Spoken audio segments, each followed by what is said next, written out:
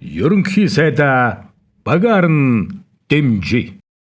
Одоо энэ өнгөрсөн одоо ингээд 20 30 жилийн өмнө бидний одоо мэддгүү одоо ингээд энэ хулгайцлага гэдэг юм бол амар явдаг байсан юм байна гэдгийг бол ерөнхийдөө бол энэ 20-24 онд бол мэдж авсан. Тэгээ мэдээж бол улс орон бол хөгжихэд бол энэ хулгайцлагаас нэг номерт бол салж иж улс орны бол хөгжил бол эхэлдэг байгаа гэж миний хувьд боддог. Оюун эрдэнэ засгийн газар бол одоо настангуудын жишээ нь би настаа тэтгэврийн хүн болж байгаа.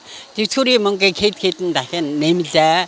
Улс орноо хөгжүүлэхэд яашил цэцэрлэг соёлыг одоо үнэхээр хөгжүүлээ.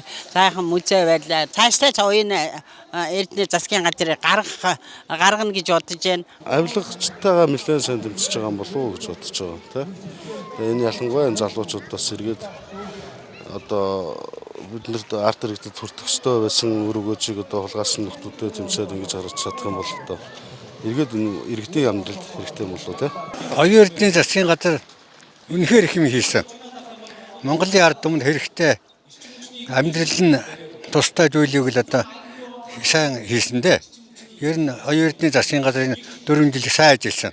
Алсын хараа 50, 20 зорилт 30 гэсэн энэ хөтөлбөрүүд бол надад их таалагдж байгаа. Ер нь бас нэг 2-3 жил биш энэ ингэж алсын хараатай хийж байгаа энэ ажилд нь бол маш их эргэн үнэвд бол маш их одоо тэнд сэтгэл өндөр байгаа. Ард түмний ялалт Монгол ардын нам